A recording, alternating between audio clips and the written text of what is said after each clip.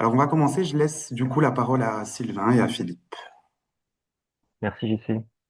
Bonjour à tous et bienvenue dans ce webinaire autour de l'IA et Sonar, où le sujet du jour c'est comment garantir la sécurité du code généré par l'IA avec Sonar. Alors le but du webinaire ici est de présenter deux use cases issus des retours d'expérience qu'on a chez nos différents clients. Le premier parlera d'un assessment de vos applications legacy avec l'aide de Sonar, et le second mettra en avant le couplage Sonar et IA durant la phase de développement de vos applications. Alors avant de démarrer, qui nous sommes un peu plus précisément. Donc Kit4U est une ESN basée au Luxembourg et en France qui accompagne ses clients depuis plus de 15 ans autour de services IT à travers trois piliers. On a le pilier CRM, le pilier Dev Cloud et le pilier PMO. Aujourd'hui, la présentation va faire un focus sur le service Dev Cloud avec notre offre de modernisation de votre SI. Alors depuis septembre 2025, It's4You est devenu partenaire avec Sonar. L'intégration de Sonar vient renforcer les services It's4You, apportant un outil de référence pour garantir la qualité logicielle et la sécurité du code tout au long du cycle de vie des applications. Avec Sonar, It's4You Group aide ses clients à détecter et corriger en continu les erreurs et vulnérabilités, prévenir les techniques et garantir la conformité aux standards de sécurité et performance. Alors pour ce webinaire, je serai donc accompagné de Finnick Stenberger, qui travaille chez Sonar en tant que solution ingénieur. Alors maintenant, place au premier use case. Donc, assessment de vos applications legacy. Beaucoup de nos clients veulent moderniser de plus en plus leur parc applicatif, et ce pour plusieurs raisons. Lutter contre les applications legacy, pallier à des problèmes de sécurité, des problèmes de scalabilité, réduire, réduire le coût de maintenance des applications, ou encore gagner en efficacité lors de la phase de développement. Mais concrètement, comment moderniser un parc applicatif? It's4You accompagne déjà ses clients pour ce type de projet-là. Ce type de projet impacte trois piliers fondamentaux dans votre SI. Le premier est la partie application, donc c'est la liste de vos applications de votre parc applicatif. Ah, désolé, j'ai un souci de timer. Le deuxième est la chaîne de production logicielle. Et enfin, la dernière est la partie plateforme. Donc c'est la plateforme qui va recevoir les applications. Dans ce type de projet, on a une chronologie qui est souvent la même. On va d'abord moderniser la partie plateforme, donc mise en place d'une plateforme cloud native. Ensuite, on va moderniser la partie DevSecOps, donc la chaîne de production logicielle. Et enfin, pardon, euh, et enfin, la partie application. En général, la partie application, c'est souvent la partie qui est délaissée. Les clients se contentent de modifier au minimum l'application pour la rendre opérationnelle avec la nouvelle plateforme. C'est là qu'on risque de se retrouver avec un ensemble d'applications legacy sur notre toute nouvelle plateforme. Alors, pour éviter cela, nous, on propose un assessment de votre parc applicatif. C'est là, Philippe, que je me retourne vers toi. Est-ce que tu peux expliquer comment Sonar peut nous aider à faire l'assessment de ton parc applicatif? Oui, bien sûr. Alors, je vais prendre un exemple que j'ai ici sous la main. Et donc, en fait, chez Sonar, nous, on va être capable d'accompagner nos clients et en partenariat avec It's for You sur de la modernisation applicative. Et donc, ça va se passer assez rapidement, hein. On va pas faire une vue d'ensemble sur la plateforme, on va quand même illustrer quelques points. Et ça commence par cette vue-ci où on va avoir assez rapidement des indicateurs qui vont nous dire, eh bien, attention, en termes de maintenance, en termes de stabilité, en termes de sécurité, il y a des éléments à prendre en compte. Et donc, on va avoir ici une vue sur des projets. Si on rentre un peu plus dans le détail, on va avoir davantage euh, de feedback. Et ça, on est capable de le faire par projet, mais aussi sur une vue d'ensemble, puisqu'on va être capable de créer ce que nous, on va appeler des portfolios, qui sont des agrégats de plusieurs projets, où on va être capable de voir sur une vue d'ensemble assez rapidement, eh bien, où est-ce qu'on en est sur différentes métriques. là, si on prend une métrique orientée sécurité, on peut voir que l'ensemble du code est plutôt problématique, mais sur les ajouts récents, sur les modifications qu'on a fait dernièrement au niveau de ce parc applicatif, eh bien, on est plutôt sur du code qui a été sécurisé, avec quelques exceptions, et là, on va pouvoir les identifier, et ensuite aller dans ces projets, creuser les questions dans un peu plus de détails, voir les problèmes, etc., etc., et faire de l'arrangement. Le dernier point qui est peut-être intéressant quand on parle d'une modernisation, c'est le fait que de manière existante, on va avoir des problèmes qui sont parfois très nombreux, hein, en opposition à quelque chose de récent. Et donc pour ça, on va avoir ce qu'on va appeler des quality gates qui permettent de définir des conditions sur ce qui est acceptable. Donc ça permet à nos clients de moderniser leurs applications petit à petit sans devoir euh, aller corriger l'ensemble des problèmes existants et donc de ne pas paralyser les équipes. Donc c'est plutôt comme ça qu'on va s'orienter sur un accompagnement client dès le début. Et c'est là où on va utiliser de l'expertise les, euh, comme It's for You pour aider à diriger ces projets. Merci Philippe. Alors, je reprends la main.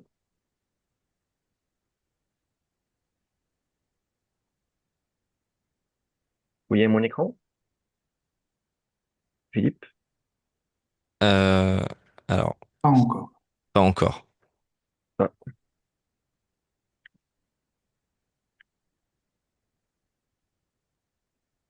et maintenant? C'est Là bon. maintenant, c'est bon. Ok, super. Donc, sur base des éléments fournis par Sonar, le but maintenant est d'identifier la meilleure option pour chacune des applications. Pour ça, on va se, ah, décidément, j'arrive pas.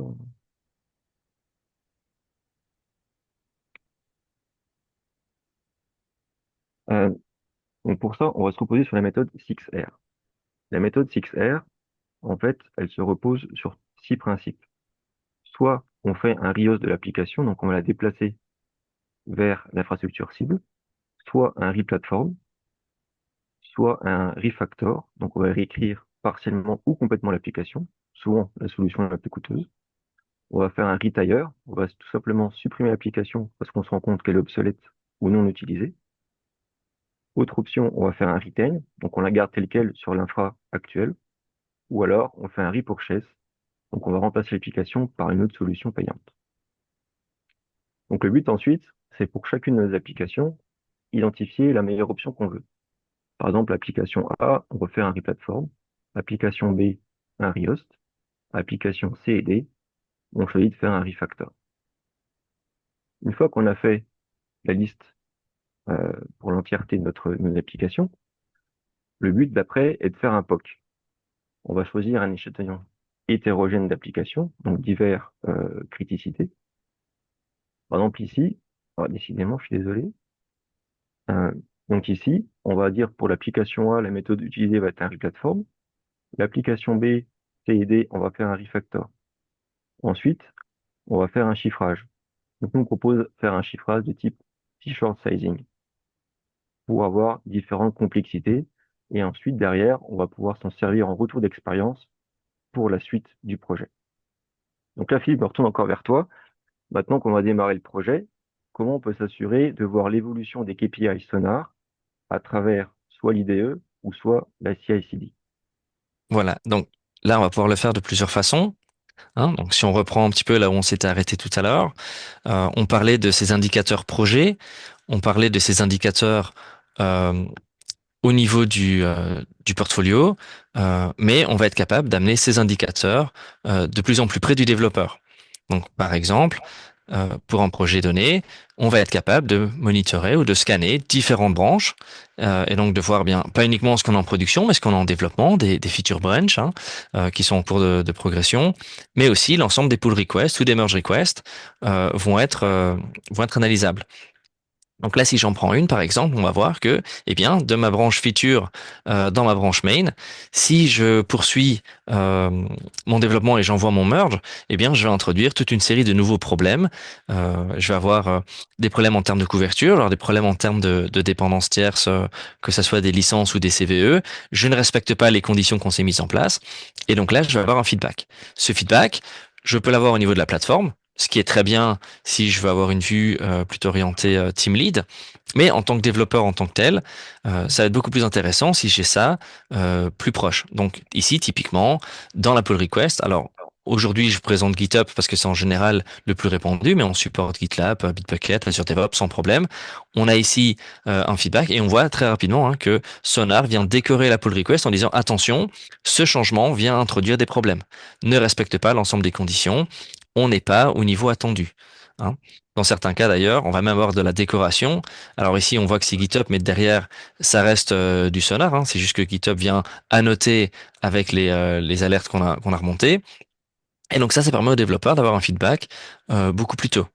Ce feedback, on l'a donc au niveau de la plateforme, au niveau de la pull request, mais on va aussi l'avoir au niveau de l'IDE. Hein. Donc en tant que développeur, si on va dans la marketplace et qu'on installe le plugin Sonar, on va avoir, une fois qu'on a lié le plugin à la plateforme, une remontée sur l'ensemble des problèmes qui ont été créés par le développeur. Et donc ça va permettre de voir sur l'ensemble des problèmes qui sont remontés. Si on prend celui-là par exemple, alors il faut que j'ai ça dans le bon fichier, donc je vais aller le chercher rapidement. C'est mon DB utils, donc il est ici, voilà. Donc on va ouvrir celui-là, on va prendre la vulnérabilité qu'on regarde ici, et là on va voir, bah, assez typiquement, on a un contexte qui donne au développeur, qui permet de comprendre un petit peu ce qui se passe. On a une explication sur le côté, sur pourquoi est-ce que c'est un problème, comment le fixer, y compris éventuellement de la génération d'AI. Je sais qu'on va en parler un petit peu, mais ça peut aussi être utilisé pour de la remédiation. Et ça va permettre d'avoir un feedback assez rapide au développeur. Alors ça prend un peu de temps, on va pas attendre que ça finisse aujourd'hui, mais ce qui est intéressant aussi, c'est qu'on va être capable de donner un feedback en temps réel. Donc par exemple, si j'introduis euh, là mon feedback qui vient de finir, donc ça c'était du coup la génération AI, hein, donc on va la décliner, mais du coup c'est l'exemple. Donc je disais, si on introduit du nouveau code, eh bien, à la sauvegarde, le plugin va automatiquement se déclencher, me valider le code et me dire attention, on a ici des nouveaux problèmes qui ont été introduits. Donc, en tant que développeur, avec Sonar, je vais pouvoir directement identifier des nouveaux problèmes au moment de l'introduction. Je vais pouvoir les solutionner dans le code directement. Donc, ça va prévenir un petit peu l'augmentation de mes problèmes et je vais ensuite pouvoir adresser mes problèmes existants, y compris en filtrant leur sévérité, en filtrant sur des statuts, sur des dates, etc., pour vraiment me concentrer sur un scope ou un périmètre qui est pertinent. Donc ça va me permettre d'avoir un feedback beaucoup plus proche, et c'est comme ça aussi qu'on va faire un accompagnement au jour le jour. Merci Philippe, je reprends la main.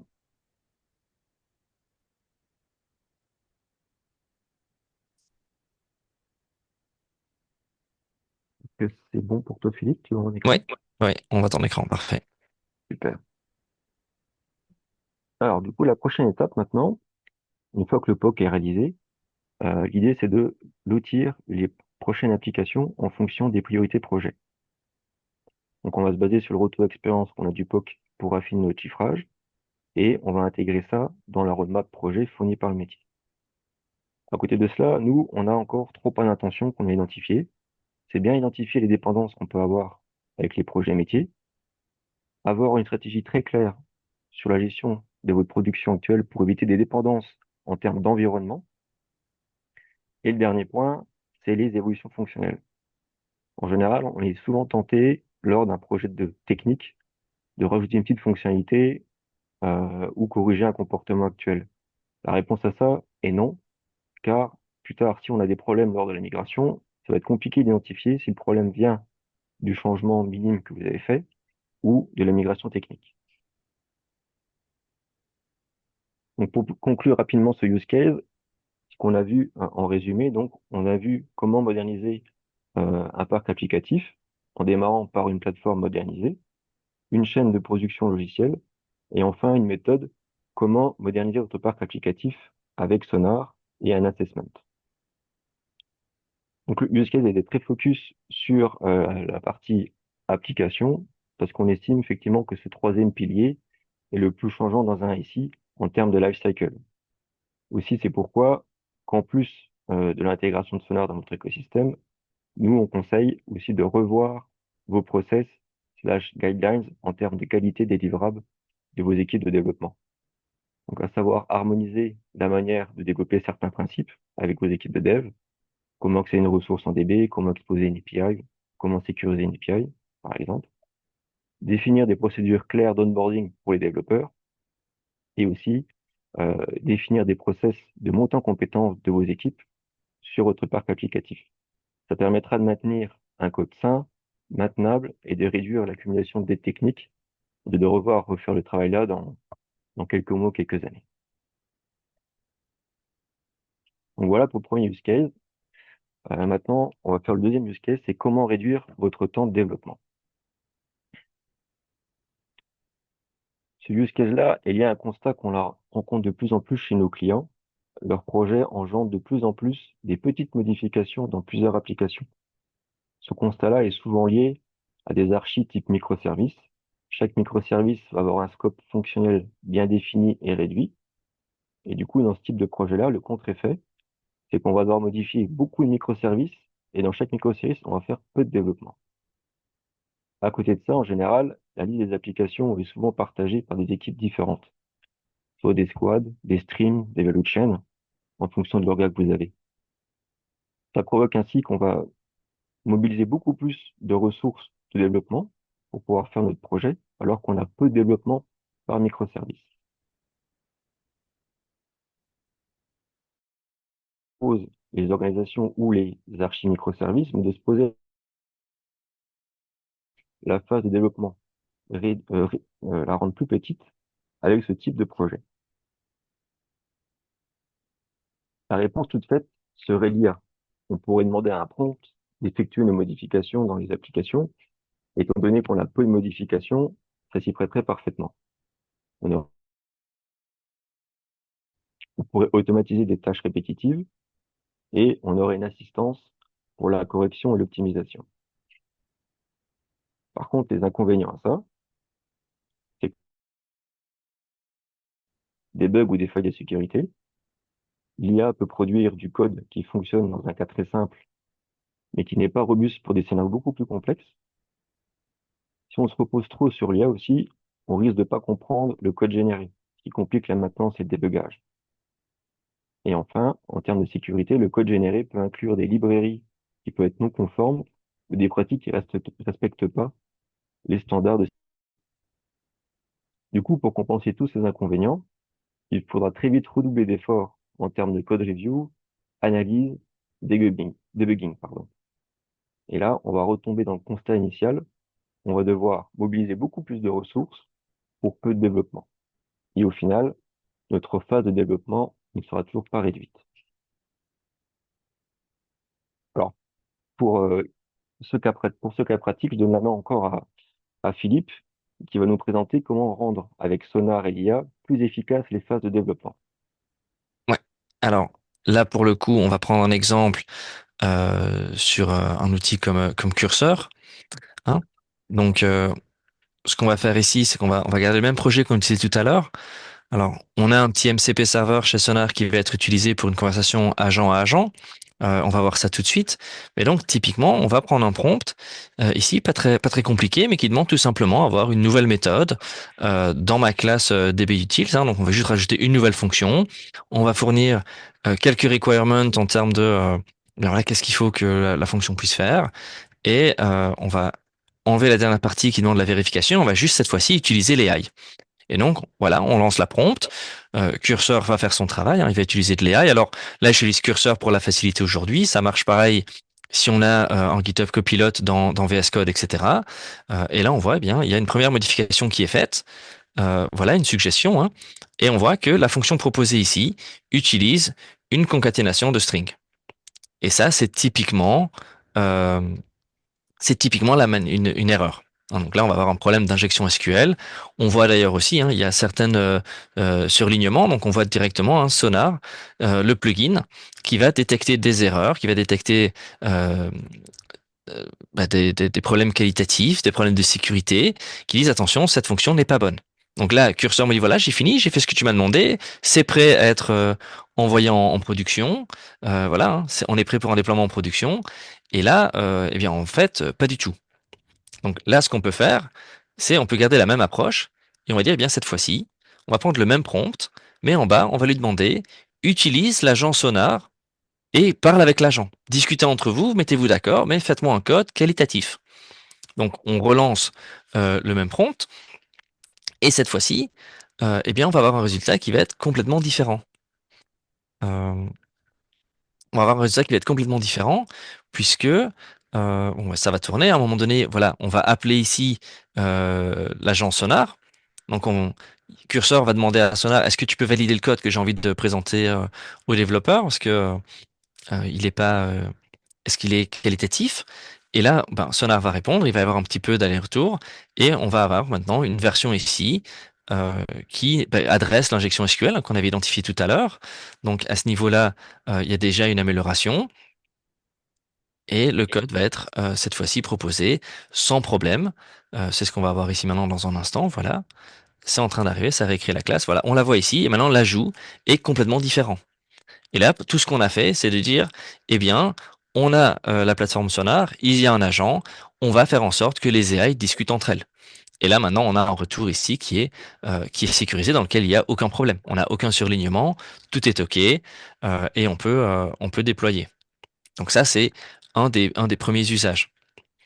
Le deuxième dont Sylvain a parlé, c'est de dire, attention, qu'est-ce qui se passe quand on va aller chercher des dépendances?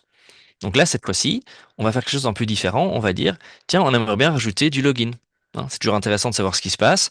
Il y a beaucoup de classes qui existent dans le monde open source pour faire ça. Donc ici, pareil, on va dire, voilà, ajoute une fonction de login, euh, capture des événements de type sécurité, etc. Voilà, ça va tourner, ça va prendre un tout petit peu plus de temps. Mais ici, ce qui va se passer, c'est que, eh bien, ça va nous proposer une nouvelle dépendance. Très bien, hein, il n'y a pas besoin de réinventer la roue, ça c'est parfaitement normal. Mais on voit ici que la version qui est introduite, euh, voilà, la version 1.7.36 ou même ici la version 1.2.12, eh bien en fait, ça c'est pas les dernières versions. C'est pas les dernières versions, et même encore plus grave, c'est des versions qui contiennent des vulnérabilités. Donc là aussi, il faut faire attention. Donc après, il va continuer à déployer le code. C'est beaucoup moins important cette fois-ci. Moi, ce qui m'intéressait vraiment, c'est de voir les suggestions en termes de ressources. Et là, j'ai fait l'exercice hier pour gagner un peu de temps. Si on retourne sur Sonar et que cette fois-ci, on va voir bien la pull request qui est créée pour cette modification, eh bien, on va voir que cette modification non seulement introduit des problèmes en tant que tel, hein, donc non seulement le code généré n'est pas qualitatif, mais ces dépendances qui sont amenées, si on fait abstraction des licences, ont quand même toute une série de vulnérabilités. On voit ici la 2, la 1.2.12, qui est la version qui était proposée par Curseur. Eh bien, cette fonction ben, contient des vulnérabilités. Hein, il y en a quand même quelques-unes. On peut les voir ici. Il y en a quatre au total. Voilà, on va automatiquement hériter euh, alors de deux problèmes de CVE et de deux licences. Voilà, ça, c'est des choses qu'il faut prendre en compte où on n'est pas toujours à l'abri quand on utilise l'AI pour avancer rapidement. Et là aussi, avec un outil comme Sonar, on va être capable d'identifier ces problèmes et d'y remédier en utilisant l'agent. Voilà, je te Bon. rends la main, Sylvain. Ouais,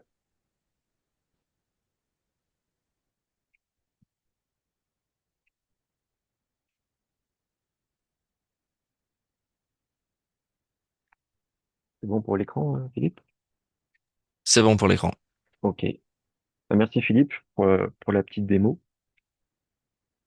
Donc pour conclure ce petit use case, bah, Philippe, je te redonne la main. Est-ce que toi, en d'expérience par rapport à l'IA plus Sonar, est-ce que tu as vu une évolution des différents projets chez tes différents clients? Oui, oui, on a vu une grosse évolution en 2025. On a commencé l'année avec des clients qui nous disaient nos développeurs utilisent de l'AI, on ne sait pas trop où, est-ce que vous pouvez le détecter, est-ce qu'on peut l'identifier? Il y a une réticence. Et au fur et à mesure de l'année, la conversation a transitionné vers eh bien l'AI c'est l'avenir, ça va être utilisé. Euh, on est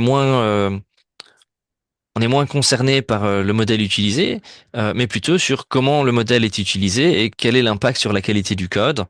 Et donc, on revient vraiment vers des questions de type, mon code doit être non seulement sécurisé, mais aussi qualitatif. Le problème de l'AI, c'est que ça génère beaucoup de lignes de code, ça va vite créer du code spaghetti, ça n'a pas toujours le contexte de l'application totale, donc ça va répliquer des bouts de code. Et donc, il faut vraiment mettre des outils en place. Et nous, on l'a vu avec nos clients, les conversations sont vraiment passées de euh, nos développeurs utilisent de l'AI, est-ce qu'on peut l'identifier parce on n'est pas d'accord, à l'AI est utilisé partout, c'est utilisé à l'échelle. Comment est-ce qu'on fait pour maximiser le retour sur investissement avec de l'AI? Comment est-ce qu'on fait pour maximiser la qualité du code produit et comment s'assurer que nos développeurs soient au final plus productifs? Merci pour le retour, Philippe. Effectivement, on dirait avec cette approche-là, on va augmenter forcément la productivité des phases de développement et du coup réduire le time to market sur vos différents projets. Je pense que c'est le but aussi de votre côté, c'est de réduire le temps de développement et également aussi le coût du projet, puisque Sonar plus Filia va permettre d'accélérer euh, cette phase projet. Donc cette partie-là, du coup, l'approche-là est vraiment intégrée dans notre offre de modernisation d'application aujourd'hui avec Sonar, où on vous aide à mettre en place cette fonctionnalité pour gagner en efficacité sur vos différents projets.